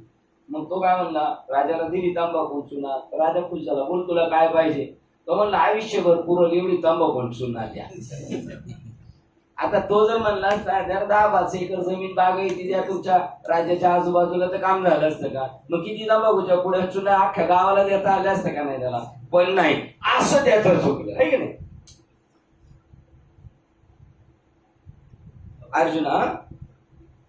अर्जुना विचार कर की मोठ्या परिश्रमाने पुण्य संपादन करावे. किती मेहनत केलेली, साधी यज्ञ. मग संसाराची क्षणिक इच्छा का करावी त्याचे आश्चर्य वाटते. परंतु काय करावे हे त्या अज्ञानी लोकांना सद्बुद्धी प्राप्त झाली नसल्यामुळे समजत नाही. अरे कीर्तन प्रवचन सगळ्या गोष्टी देवाच्या करायच्या, समर्पणासाठी करायच्या आहेत, देवप्राप्तीसाठी करायचे. सगळं गेलं तर चालेल आणि त्याच्या जीवावर जर तो भेटतो काम सफल झालं आपलं. पण ती सद्बुद्धी नाही. अरे उत्तम स्वयंपाकीन नाना तऱ्हेचा चांगला स्वयंपाक तयार करून तो लोभ आणि द्रव्य घेऊन विकते, त्याप्रमाणे अविचारी लोक सुख उपभोगासाठी अनेक परिश्रम करून संपादलेला हातीचा धर्म निष्फळ दवडतात. म्हणून अर्जुना वेदातील अर्थवादात मग्न झालेल्या त्या लोकांच्या मनात सर्व प्रकारे ही दुर्बुद्धीच वास करते. हे लक्षात ठेव. ज्ञानेश्वर महाराजांना त्रास देणारे, तुकोबरायला त्रास देणारे, नागबाबाला त्रास देणारे वेदांत शाखेच होते, वेदाचा गाढा अभ्यासक होते. पण त्यांना सद्बुद्धी नसल्यामुळे चांगला माणूस कळणार नाही, त्याला उलट त्रास देत राहिले. का तर ते अभिलाषेने फलाभिलाषाने दडपून गेलेले होते. श्लोक क्रमांक 45 वाच. हे अर्जुना वेदाचा विषय त्रैगुण्य म्हणजे संसार, निष्काम, शीतोष्ण सुख दुःख, लाभालाभ इत्यादी द्वंद्वांनी रहित, नेहमी सत्वगुणी, योगक्षेमाची चिंता न करणारा व आत्मस्वरूपाविषयी सावधान हो. वेदाचं मुख्य तात्पर्य काय? वेद सांगितलंय तुम्हाला असं करा सांगितलं, तसं करा सांगितलं, पण मुख्य तात्पर्य काय? हे अर्जुना वेदाचा विषय त्रैगुण्य म्हणजे संसार. हे त्रिगुण रूपी जो संसार आहे इथे निष्काम हो तू त्याच्या ठिकाणी. तर शीतोष्ण सुख दुःख, लाभालाभ इत्यादी द्वंद्वांनी रहित हो. सुख दुःखाचे चटके बसतील, लाभ हानी होईल, पण त्याचा चटका तुला येऊ देऊ नकोस असं तू जाणून घे. निष्काम कर्मयोगाने नेहमी सत्वगुणी व योगक्षेमाची चिंता न करणारा. असे आहेत आळंदीमध्ये काही विद्यार्थी, ते म्हणतात देवाला आमची काळजी आहे, खाण्याची, पिण्याची, वस्त्र आणि पोटाची न करावी आहे त्या संचिता मापवावी. वस्त्र आणि पोटाची. अजून त्या पांडुरंगाला आमची आठवणी असे प्रमाणे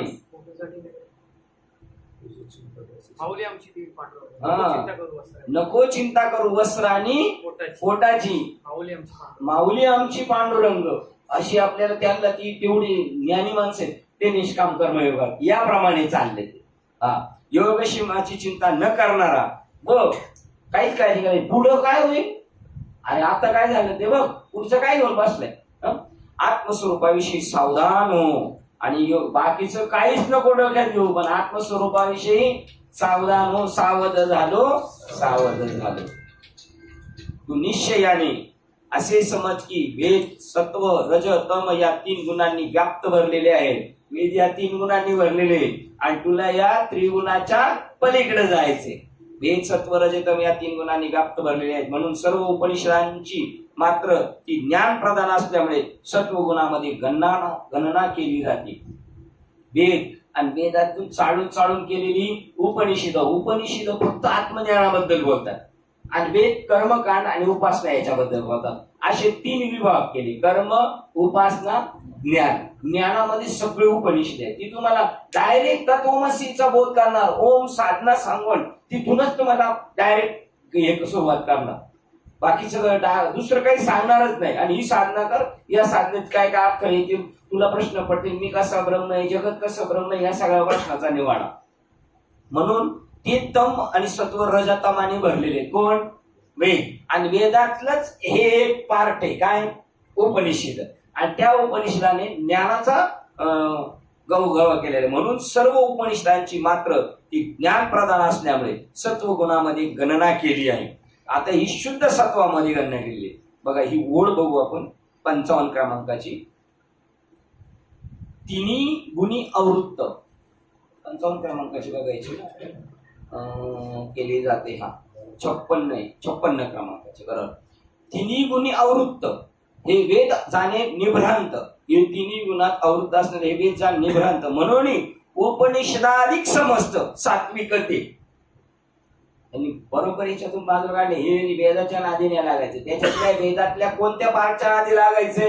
उपनिषदाचा. आणि ही गीता काय? इति भगवद्गीता उपनिषदसु ब्रह्मविद्याय योगशास्त्रे श्रीकृष्ण अर्जुन संवाद. हे उपनिषदाचं सार आहे.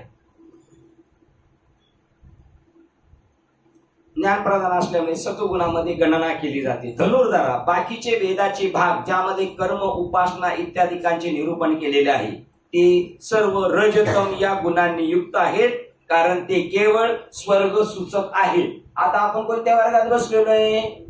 आपण या वर्गात आहोत का? नाही. मग जरी याच्यात ज्ञानेश्वरी सांगितलं तरी हे तुम्हाला ड्रॉप करण्यासाठी सुद्धा काही गोष्टी सांगितलेल्या आहेत आणि काही स्वीकारायला सांगितलेल्या आहेत. बरोबर. इकडे 57 पर्यंत म्हणतात येर रजतमात्मक. ते जे निरूपीचे कर्माधिक जे केवळ स्वर्ग सूचक धनुर्धारा.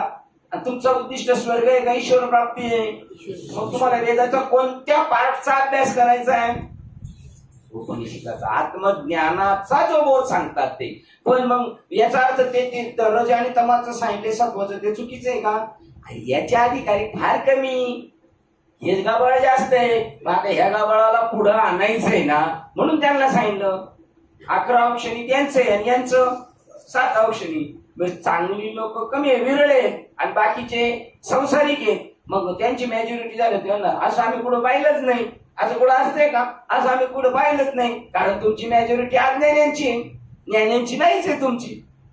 म्हणून तू जाण हे सुखदुःखासीच कारण. कोणतं? वेदातलं ज्ञान असलं तरी ते सुखदुःखासीच कारण, संसारासीच कारण.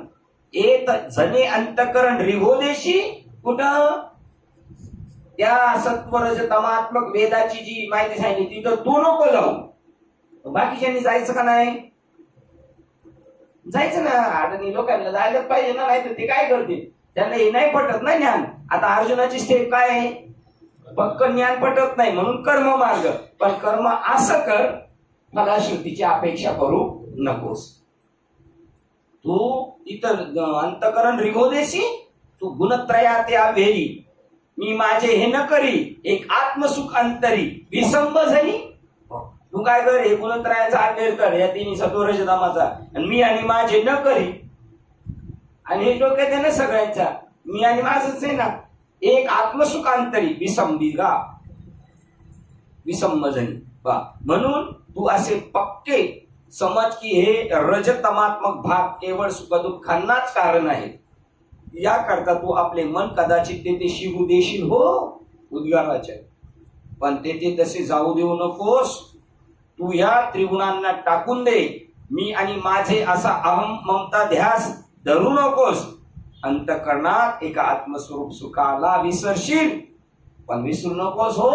ते तुझं अंतिम साध्य त्याला विसरू नकोस. श्लोक क्रमांक 46 वाचतो. विहीर, आड, तळे इत्यादी अनेक लहान लहान जलाशयात जेवढा कार्यभाग होतो तो सर्व चोहो बाजूनी पाण्याने भरलेल्या समुद्राधिकांत तेवढाच होतो. याच न्यायाने सर्व कर्मकांड रूपी वेदांत जो अर्थ जे फल मिळते ती सर्व फल निष्पत्ती विद्वान ब्राह्मणाच्या फलात तेवढा अंतर्भूत होते का. जरी वेदांतात पुष्कळ गोष्टी सांगितल्या आहेत, जरी वेदे बहुत बोलिले विविध भेद सुचले तरी आपण हित ते आपुले त्याची घेते. त्या वेदाने बरंच काय सांगितलं, पण तू बरंच काय अभ्यास नाही करायचा, त्याच्यातलं निवडून घ्यायचं आणि वाटायला लागायचं बा. त्यानंतर जरी वेदात पुष्कळ गोष्टी सांगितल्या आहेत व अधिकार भेदाने बघा ना, म्हणून तुकाराम महाराजांनी परत वेद अर्थ इतकाच साधिला. अजून एक आहे नाही केले करू संती केले ते वाचा बोलू वेद नीती आणि करू. वेदाने सांगितलं कसं बोलू, पण करायचंय कसं संत केले त्यांनी. कारण आपल्याला जरी काही कळत नसलं तर त्यांनी काय केलंय तोच पायंडा करायचा. आपण आपलं डोकं चालवायचं नाही, आपण तो मार्गाने चाललाय ना समोरचा त्या मार्गाने जायचं. आपली बुद्धी लावली का मनोमार्गे गेला तो त्याचे मुकाला. जरी वेदांत पुष्कळ गोष्टी सांगितल्या आहेत, अधिकार भेदाने कोणत्या.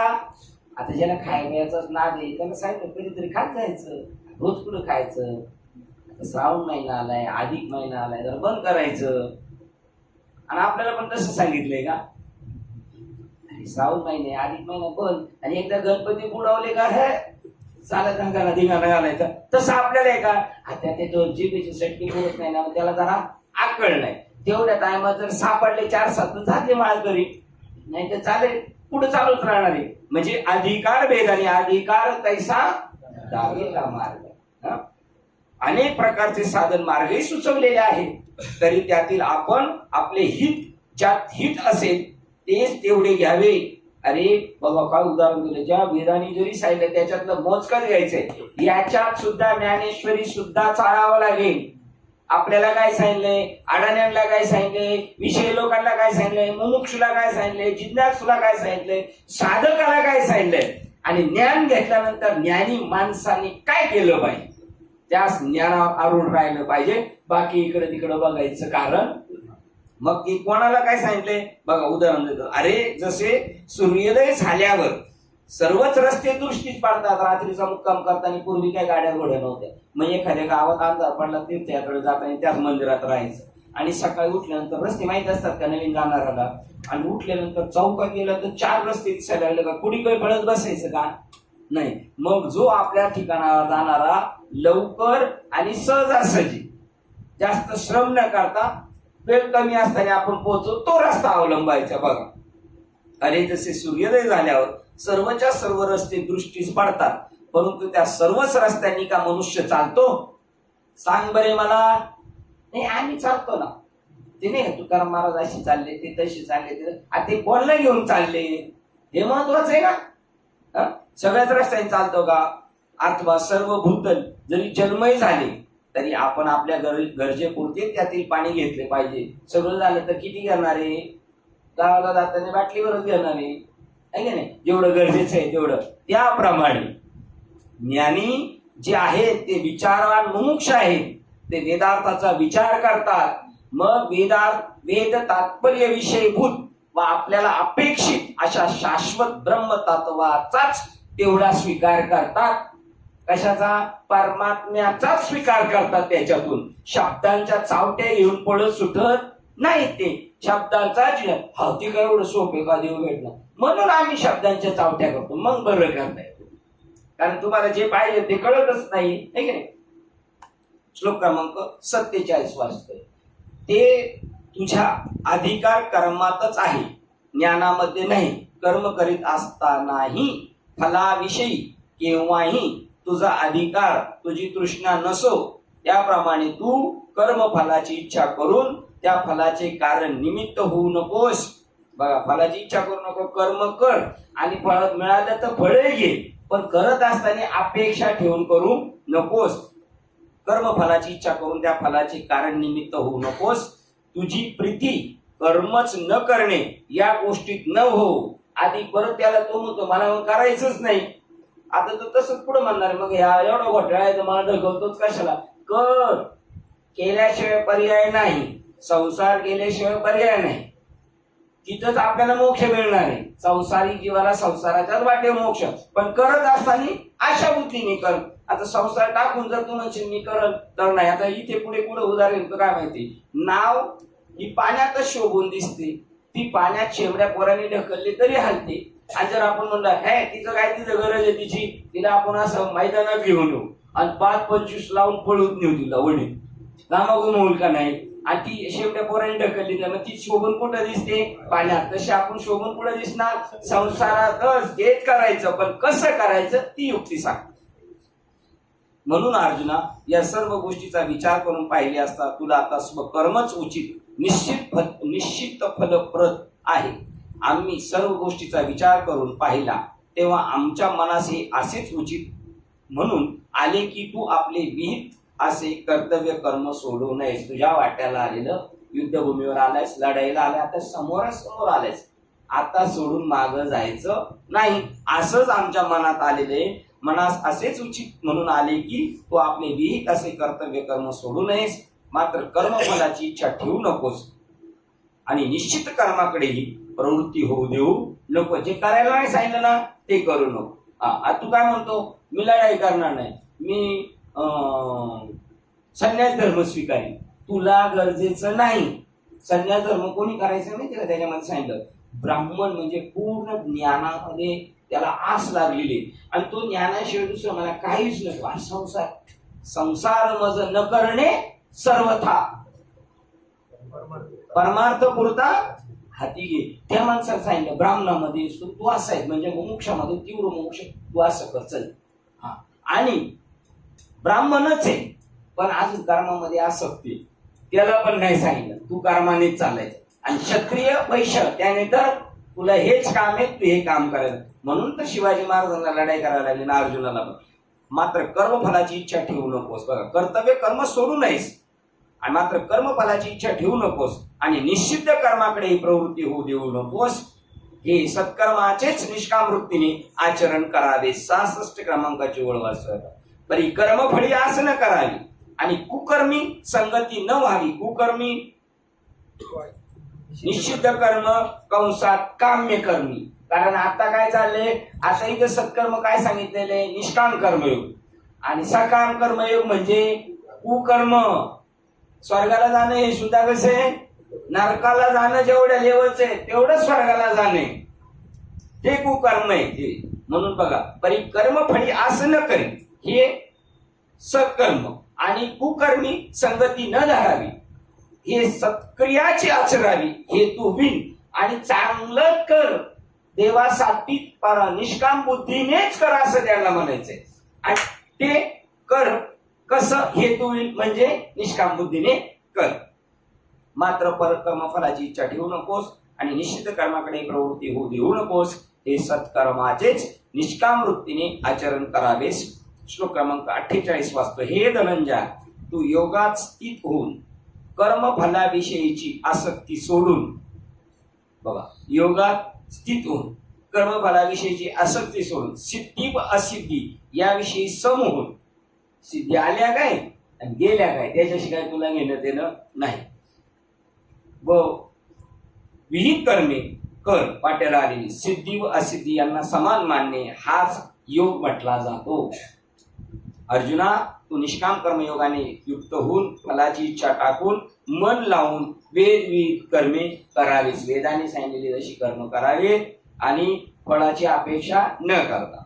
परंतु दैव अनुकूलतेने आरंभलेले कर्म जरी त्या दैवयोगाने यथासांग पूर्ण झाले तरी त्याचा विशेष संतोष मानावा हेही नको. केलेलं परफेक्ट झालं, आपलं परफेक्ट झालं हेही डोक्यात नाही घ्यायचं, हेही नाही. म्हणजे याच्यावर दुसरं काय असणार आहे, त्याच्या सेम अपोजिट उदाहरण असणार. बघा, परंतु दैवयोगाने अनुकूलतेने आरंभलेले कर्म जर दैवयोगाने यथासांग पूर्ण झाले तरी त्याचा विशेष संतोष मानावा हेही नको.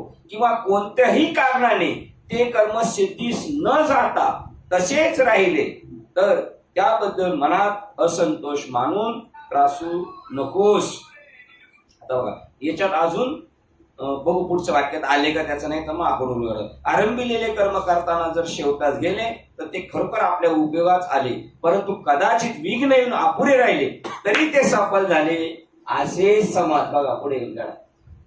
पूर्ण झालं तर हुरळून जाऊ नको, अपूर्ण झालं म्हणून खेद मानू नको. मग तू मेहनत केलेली व्यर्थ गेली का? अरे अपूर्ण राहिलं तरी ते सफल झालं. मला बाबा म्हणले तुम्ही कुठे एकदा कार्यक्रमाला निघाले, समजा चालले कीर्तना, इथून दांडी मारून चालले, तिकीट काढून बसले आणि माळशेज घाटात गेलं, दरड कोसळली आणि पुढे जाण्याचा प्रवास ठप्प झाला. आणि मग आता दिवस गेला, पैसे गेले आणि रिटर्न यावं लागलं. आणि आपलं पिकणं नाही झालं, आपण त्याच्यासाठी गेलो ते झालं नाही, नाही झालं, ते नाही झालं, नाही केलं तरी मग तर बरं आहे, नाही करताय झालं, फक्त एवढंच करायचं होतं ना. पण ते मात्र तुम्ही कसे केलेले? निष्काम भावनेने. आणि मग ते नाही झालं तरी ते झालं. मग तो जनकाचा बोधे हारलो तरी जिंकलो. बघा पुन्हा वाचतो. किंवा कोणत्याही कर्माची सिद्धीत जाता तसेच राहिले तरी त्याबद्दल मनात असंतोष मानून त्रासू नकोस. आपलं नाही झालं, आपलं नाही झालं, आपलं असंच होतंय काय, एवढं करून कशातच महाराज यश नाही आम्हाला. अरे यश नाही, काम फलते झालं आहे की नाही. आरंभिलेले कर्म करताना व शेवटास गेले तर ते खरोखर आपल्या उपयोगाच आले, परंतु कदाचित विघ्न येऊन अपुरे राहिले तरी ते सफल झाले असे समज. कारण असे पहा, जेवढे म्हणून आपल्या हातून कर्म घडते ते तेवढे सर्वच ईश्वराला अर्पण केले म्हणजे ते सहजरित्या पूर्ण झाले असे समज. ती दुर्लभ बुद्धी चराचरी. तुम्ही हे कोणासाठी करताय सगळी कर्म? देवासाठी. करणारे आपणच आहे पण देवासाठी. आणि पहिले आपण कोणासाठी करत होतो? घरादारासाठी, बायका पोरांसाठी. आता तेवढंच करायचंय, फक्त मनातलं डोक्यात फक्त बदली करून टाकायचं. देवाने सांगितलं ना करायचं, बस. देवाने सांगितलं ना म्हणून करायचं. मग तेच तसंच्या तसंच करणार. म्हणजे मग देवाने सांगितलं म्हणून करायचं म्हणजे घरदार सोडून जायचं का नाही? आपण तिथंच राहायचं. असोनी संसारी जीवाडले. संसारी असावे असून असावे ना असून नसावे, असं कसं काय? असं दोन टप्पी कसे बोलता तुम्ही? हे तुमचं आम्हाला पटत नाही, कारण तुझ्या बुद्धीत बसलेली दगड ढोंडी जाऊन त्यामुळे कळत नाही. तसं राहता येतं. म्हणून जेवढे आपल्या हातून कर्म घडेल तेवढे सर्वच ईश्वराला अर्पण केले म्हणजे ते सहजरित्या पूर्ण झाले असे समज. अर्जुन ज्ञानी एक आम्ही परत विचारतोय तुम्हाला, अजून त्याला ज्ञान झालंय का? त्याला व्यावहारिक स्टेपवरच सांगताय. असं जरी केलं तरी ते तुझ्या नावावर लागलं जाणार. फक्त तू अंतःकरणातून वरवर बुद्धीने जरी म्हणला ना देवाला दिलं तर देवालाच आहे. कारण तू नाही म्हणलं तर ते करतोयस तो. डायरेक्टर साहेबांना आपण सगळा कार्यक्रम झाल्यानंतर, पिक्चर चांगला सुपरहिट झाल्यानंतर परत म्हणलं तुम्ही सांगितलं म्हणून हो, तुम्ही सांगितलं म्हणून हो झालं. हे खरंच आहे. पण त्याला जरी आपण नाही म्हणलो तरी कोणी सांगितलं होतं ही काम करायला आपल्याला? आता रामायण करायला सांगितलं, रामाचं काम कोणी केलं रामायणामध्ये? अरुण गोविंद. आता त्यांनी केले का ते काम? त्याला कोणी सांगितलं त्याला? रामानंद सागरनी. तो जरी नाही म्हणला रामानंद सागरनी मला सांगितलं तरी कोणी सांगितलंय? तरी आपण जरी नाही म्हणलो त्यांनी सांगितलं तरी त्यांनीच केलं असं होणार आहे. पण तुझ्या डोक्यात घेऊन बसलाय काय प्रमाणे नाही ते तर आहे. दुसरं की मी करतो माणसाची देह चालवी अंता, मीच एक करता नाही. देह म्हणतो मी केलं, देह म्हणतो मी केलं, करतोय कोण सगळं? आता त्याला जुने बाबा लोक काय सांगतात, गावाला जेव्हा निघाले गाडी टांग्यावर घेऊन तर सगळी घरची निघाले, कुत्री काय घरी राहतात का? हा, ते कधी गाडीच्या खाली जातात? पहिल्यापासून का? गाडी चालली नाही, लगेच नाही जात. गाडी चालली हे गावात येतं, दुसरं गाव आलं आणि दुसरी कुत्री भुकायला लागली मग ते गाडीच्या खाली जातं. कशासाठी जाते? त्याच्या बचावासाठी. तसे हे कर्म करताना पण आपण देवाच्या अंडरटेकिंग जायचं आपल्या बचावासाठी. मग ती कुत्री भुकायला लागली तरी याच्यावर चाल करते नाही, कारण दोन बैल मध्ये आणि गाव गेले त्यांनी बाहेर निघावा ना. तर त्याला कळालं सेफ्टी आहे बरं का, चालायला लागला. आणि तिथून पुढे तो काय समजायला मी लागला, गाडी ओढतोय. गाडी मी ओढतोय. असं कोणाला वाटतंय? आपल्याला काय असं वाटत?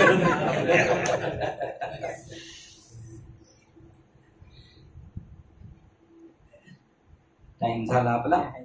बरं आता मेन मुद्द्यावर थांबलेलो आपण, त्यामुळे आता गाडा कोण वाढणार आहे तरी इथून निघाल्यानंतर आहे नाही. आणखी असे बा जेवढे म्हणून कर्म घडे ते सर्व ईश्वरार्पण बुद्धीने केले असतात, सहजरित्या पूर्ण झाले असे समज. अहो ज्ञान नाही झालं तरी सुटाल. म्हणून माऊली म्हणतात, जनाबाई म्हणतात, ज्ञान होय अज्ञान असे. त्याला खोटं जरी करायला गेला तर खरा होईल तो, आहे का नाही. आणखी असे पहा की पूर्ण अपूर्ण किंवा चांगल्या वाईट कर्माच्या बाबतीत मनोधर्म सारखाच समतोल राहणे ही योगस्थिती होय. तिचीच ज्ञाते लोक वाखाणणी करतात. समबुद्धी म्हणजे काय, सगळी माणसं आपण सारखी एवढं समजायचंय, सगळी जनावरण आपण सारखे असं समजायचंय, झाडझुड पण आपण सारखे असं समजायचंय. असं तर समजायचंय, पण चांगलं झालं तरी सम बुद्धी आणि वाईट झालं आपल्या जीवनात काही घटना घडली तरी सुद्धा सम. सुखाचे चटके व दुःखाचे चटके बसू, सुखाचा आनंदाचा अनुभव येऊ, मान होऊ, अपमान होऊ, या सगळ्या टोटल कंडिशन मध्ये आपली वृत्ती कशी पाहिजे. ही बाटली नळाखाली भरायला लावली ती कशी पातळीत भरत येते, सम पातळीत बरोबर येते. तसं इतिमभूत तुमची गोष्टी, त्याचं नाव अर्जुना समत्व चित्ताचे. आणि समबुद्धी घेता समानसी आली म्हणजे सुख दुःख ही सुद्धा कोण आहे, परमात्माचे. अशी गोष्ट झाल्यानंतर आणखी असे पहा की पूर्ण अपूर्ण चांगल्या वाईट कर्माच्या बाबतीत मनोधर्म सारखाच समजणे, आपल्या मनाची हेळसांड होऊ न देणे हीच योगस्थिती होय. तिचीच ज्ञाते लोक वाखाणणी करतात. ज्ञानी लोक त्या समबुद्धीला म्हणतात जी ही द्वंद्वाधिक दुरावली, निंदा आणि स्तुती समान झाली. जे मी घटना घडेल त्याला तसं समजायचं. अशा प्रकारचं अजून अर्जुनाला ज्ञान झालेलं आणि आपल्याला काय झालेले बाबाच्या कृपेने.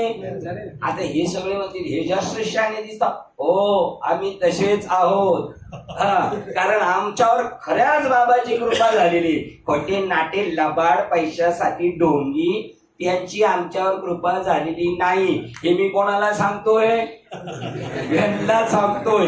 कारण हे असं समजणार आपला अवतार पाहून हे म्हणतील यांना कळालेले ना आपल्याला नीट शब्द बोलता येणार नाही. आडाने आपण मठ्ठ, तरी आम्ही मठ्ठ असलो तरी ज्ञान होय मुडा अतिमूर्ख ह्या दगडा. ही कृपा कोणाची आहे, बाबांची कृपा आहे. म्हणून संतांच्या कृपेने झालेले सर्व हृदयस्थ सद्गुरु संतांच्या सद्गुरु श्रीपाद बाबा रामदास बाबा यांच्या चरणी समर्पित करू. संत मालिका तसेच अधिष्ठान ज्ञानेश्वरी आणि तुम्हा संत वृंदाच्या चरणावर सेवा समर्पित करून सेवेला इथे पूर्ण विराम देऊया. पुंडलिक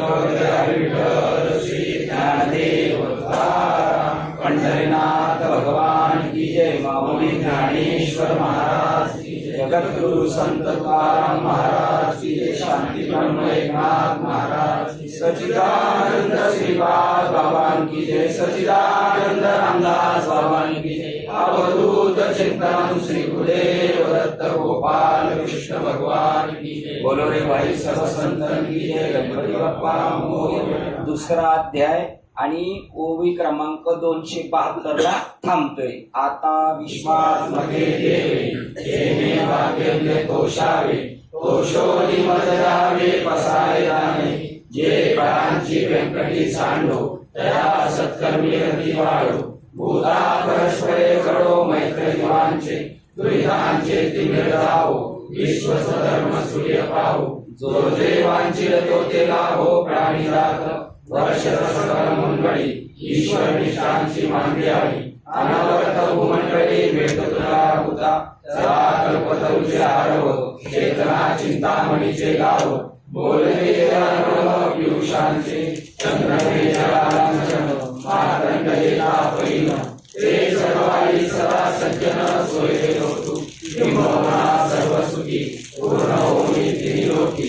परिवारी कृषी अखंडित आणि ग्रंथोपजीवी विशेष लोकी.